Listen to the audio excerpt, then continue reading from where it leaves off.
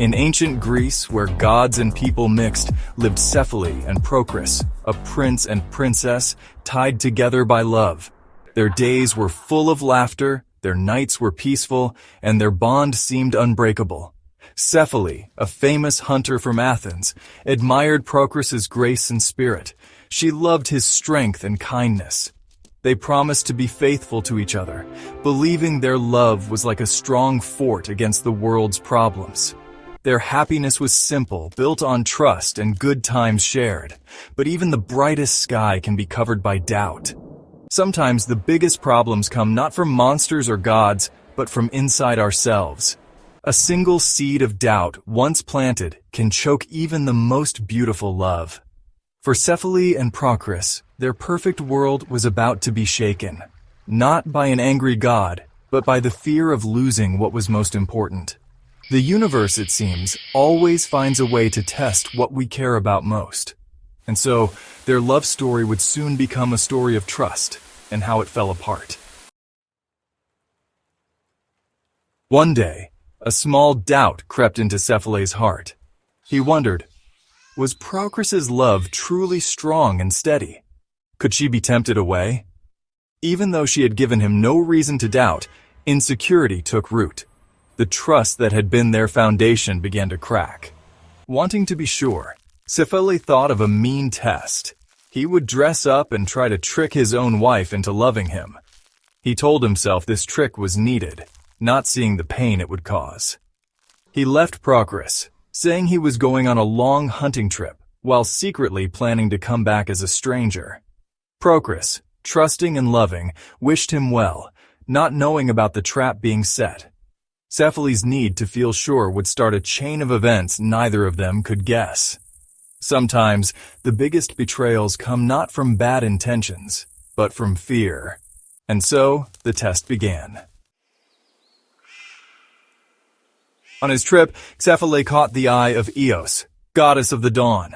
She offered him forever life and love, but he said no. His heart, even with its doubts, belonged to Procris. Feeling his insecurity, Eos helped his plan, helping him make a perfect disguise as a rich stranger. Cephalus returned to Athens looking completely different and asked to stay in his own home. Procris, sad about her missing husband, welcomed the stranger with kindness. For days, Cephalus, still disguised, gave her many gifts and sweet talk, testing how loyal she was. Procris resisted, saying her heart belonged to Cephalus. But Cephalus pushed harder, offering even bigger treasures. At last, tired out, Procris hesitated. A quick moment, but enough for Cephalus. He showed who he was, feeling like he had won and blaming her, not seeing the pain he'd caused. His test, meant to prove love, had only shown his own weakness.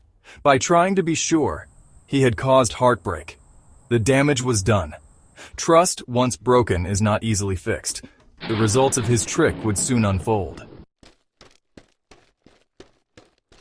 Procris, completely crushed by Cephalus' betrayal, left Athens without a word. She found safety in the wild lands of Crete, her heart broken by not trusting. There, Artemis, goddess of the hunt, found her and offered comfort. With Artemis's help, Procris became a skilled huntress, her sadness turning into strength.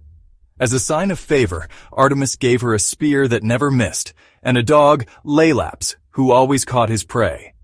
Procris was no longer just a wronged wife. She was a huntress, powerful and on her own. The pain of betrayal became what made her new self. In the wild, she found purpose and healing. But the past and the love she'd lost still stayed in her heart. The story of Cephalus and Procris was far from over. Alone and full of regret, Cephalus realized what his mistrust had cost. He looked for Procris, but she was gone, lost to the wilds and to him. Meanwhile, Procris, made strong by Artemis's gifts, returned dressed as a young hunter. She looked for Cephalus in the forest, planning to show him the pain of being tested. Cephalus, not knowing who she was amazed by the magical dog and spear.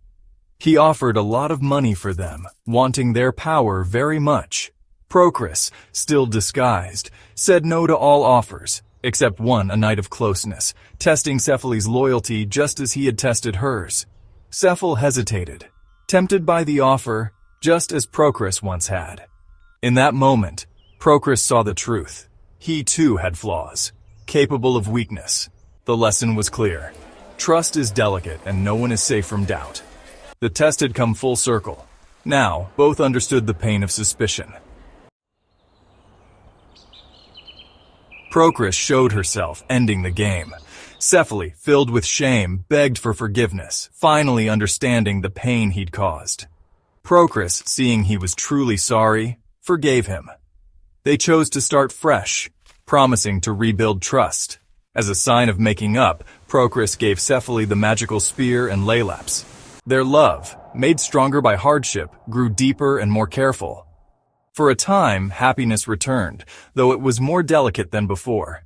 They cherished each other, aware of how close they'd come to losing everything. But the shadow of mistrust stayed, and fate had one final test in store. Sometimes the past cannot be so easily left behind. Cephalus' love for hunting continued.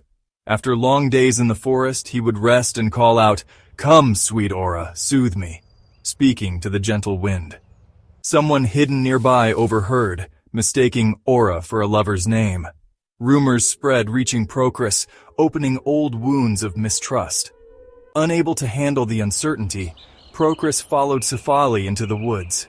She hid nearby, heart pounding, desperate for the truth. Hearing Cephalus call to Aura, her heart broke. She believed her worst fears were true. In great sadness, she made a sound in the bushes. Cephalus, startled, acted like a hunter without thinking and deadly. He threw the magical spear toward the noise. The spear, true to its magic, hit its target. In a moment, love and tragedy crashed together. The final test of trust had ended in disaster. Cephalus rushed to the thick bushes and found Procris, badly hurt by his own hand. He held her completely crushed, realizing the cruel twist. The gift of making up had become the tool of tragedy. With her last breath, Procris begged him not to let Aura take her place. Cephalus explained.